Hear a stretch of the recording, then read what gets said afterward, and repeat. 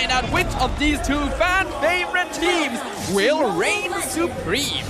Let's find out here. Homeboys on the blue side, TODAK on the red side. In our first match of this best of 3 in the upper brackets. Now, Danny Hood has expressed a lot of value when it comes down to wishing that they could make it to M4 to be a Malaysian representatives. And TODAK, again, they've consistently been there so many times. The real question is, does Homeboys, this is their first testing ground to truly show that they are worthwhile? Sapat already going to be chased out of lane. This is pretty difficult. Dirov is a hero that will basically 1v1 any EXP laner. And with Yumski around, you can see TODAK are already applying a lot of pressure. They want to unlock Formaze from this EXP lane because a Dirov can contribute a lot to early game skirmishes. Yeah, and the fact that they actually got the cancel on his recall is going to stall him even more. Dirov's going to get further ahead while the rest of the mid lane continuing to actually fight it out. Chico guys and Yumski together actually clear out this mid lane pretty quick, but it can't be an MPL Malaysia playoffs without a game pause. That's did. Honestly, it really did. And I find that Leo Murphy to be one of my favorite supports coming in from the MPL ID. But we're getting right back into the game. And let's jump right into it here. Because again, we're talking about Momo and the fact that he needs to hard carry this game with the help of Rival. It's a lot of AoE damage that is solely based on whether or not Jiku can set it up. Yeah, we have to know. TODAK, their late game scaling, like you mentioned, is hyper dependent on this Claude. The rest of their team really does not scale up very much. So TODAK, they're actually focusing a bit more towards this EXP lane to pull the Homeboys over so that they do not focus on disrupting Momo's farm. Wait, what's going on here? Anim pulled really far back into the lane. He should technically continue to bully the Claude for the time being, but I guess they don't have the information just yet. Right now we can see TODAK. They're around the turtle pit. They do have better early game damage, but here comes the fight. Oh, Chiku, he's not even using the Minoan Fury just yet. He drops it down, but Chibi manages to dodge it just in time. A 2v4 as Bang and Zakas instantly get bursted down here. Sapat, he can continue to go forward, but Formaze finds the kill.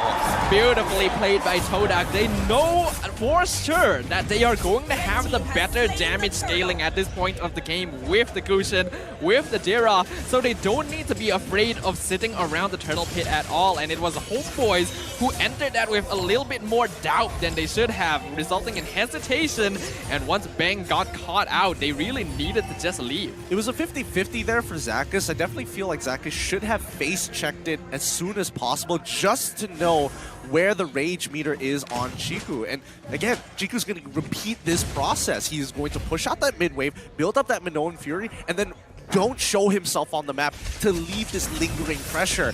Once again, Chiku walking up, he's got the Minoan Fury ready to go, but he's not going to unleash it just yet. Yeah, the Homeboys are not going to be able to apply a lot of pressure onto the map at this stage of the game because most of their heroes need scaling. Valentina, Ling, so on Chiku in danger. But they jump right on Ling. Ling with the Tempest of Blades coming on through. Rival now left by himself. Zakas may be low, but it might be too late as Momo joins the fight with the Blazing Twin. He doesn't have much damage, and Zakas is willing to give his body up to allow the rest of the Homeboys to walk away through Tribrush.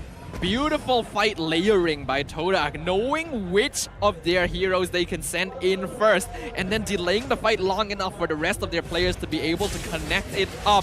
TODAK are demonstrating an intense level of skill right now, and the fact that Jiku was able to escape from all of that and take Zakas' life in exchange, TODAK are feeling themselves. I mean, yes, they get value for money, but I feel like Zakas, I felt like he was scammed a little bit. The hitbox looked like it should have connected against the wall. I guess the direction just didn't push him there. I don't know. I thought that was a little unlucky. Yeah, sometimes things just happen and you just gotta live with it. You can see now TODAK confident enough to invade the enemy jungle. Luckily, GB still has that retribution, so he will be fine. But you can expect that in the next couple of minutes, TODAK are going to really start phoning in onto Homeboys' jungle. They don't want to give Ling farm. Yumski's now in some trouble here. Tournament memory secures the kill, and now Momo in trouble. He's going to get dove under turret, but GB going to back off. He doesn't want to commit just yet, especially since Turtle is up. Wait, no. They're actually setting it up. Zakus looking to jump on in as Chiku face checks the tri-brush, sees Zakus, pushes him away, allowing Momo to continue farming the wave. The Homeboys decided to sacrifice the turtle there because they know they are not going to be able to take the fight against TODAK yet, to try and potentially trade for either Momo's life or more gold from the turret shield, because the Brody is going to be able to take a lot of gold if he gets a bit of help. But because Momo was able to back off and defend it, that means that Homeboys unfortunately weren't able to trade up in that matter. And now TODAK might be looking for more. Yeah, they try to go for more, but I don't think TODAK wants to fight just yet, right? There's no reason for them to fight. They could look for picks, but it's not going to be worth it because the whiplash or the splashback coming in from Homeboys is going to be way stronger. So I think it's better just to hold them hostage with this Minoan Fury. Absolutely. TODAK, they know that they're going to have a lot more pressure on the map for the next few minutes before we could see Chibi as well as Bang picking up a couple more items. Homeboys, they're definitely detecting some movement by TODAK down here. So Anip, Zakus gonna play it safe, calling Bang over to provide some help. Someone's gotta have to make a move. Zakus. Yep, he's gonna start this initiation here. He sees 3, and now Anip, he's hesitating to go back into the fight, but no fear and flicker on top of him to ensure the kill. That's so much damage. But Yumski, he's gonna get a good kick onto Chibi to allow Momo to escape in the meantime, but instead he jumps back into the fight, gets knocked up in the nick of time, just before Zakus died. That's so unfortunate. Momo could have gotten so much off of that. Yeah, that was a little bit unlucky for both players there. Zakus unfortunately not getting the pin on Momo against the wall, even though he was right in the middle of the Tyrant's rage. And then Momo getting knocked up once he re-entered the fight. So honestly, things did end up balancing out there in terms of karma, but TODAK are still going to somewhat maintain their gold lead.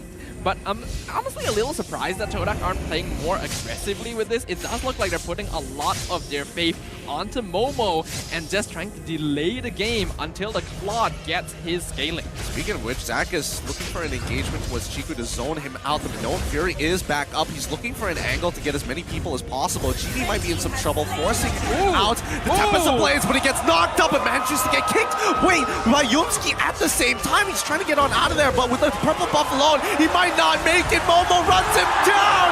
They find the Blazing Duet, and TODAK back off immediately. A ticking time bomb.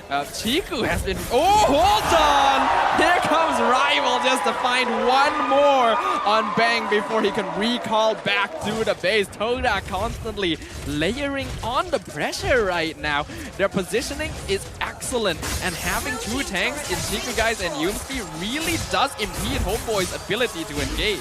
Yeah, it's making them struggle quite a bit. And with Gushin on the top side of the map, Supot is looking to get on out of there, but Warmace is not going to let him go just yet.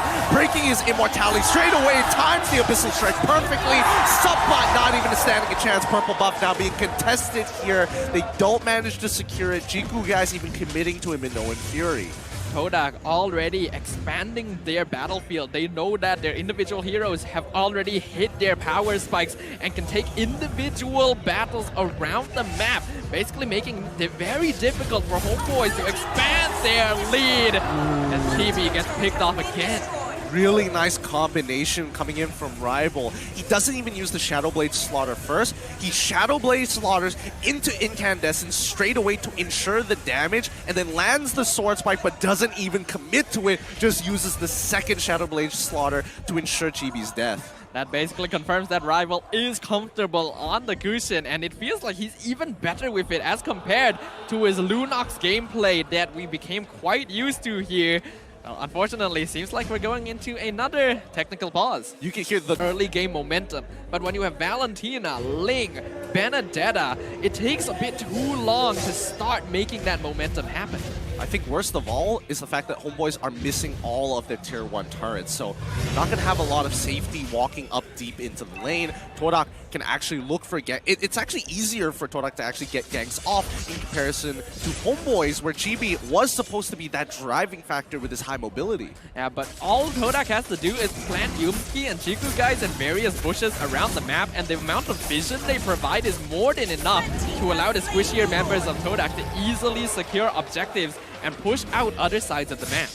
We have to talk about how far ahead Rival is. He's 5-0-2, and I just saw him purchase a Holy Crystal I'm fairly confident that he has at least 3 items by this point in the game. Yeah, no player really goes for that Holy Crystal unless they already have at least 2 items, so I agree with you there. And honestly, I'm very curious to look at the item builds once we get the chance. But TODAK already sitting on that 6k net worth lead. So far, this Minotaur pick is really working out, and Chiku is demonstrating to us exactly how to manage that rage meter.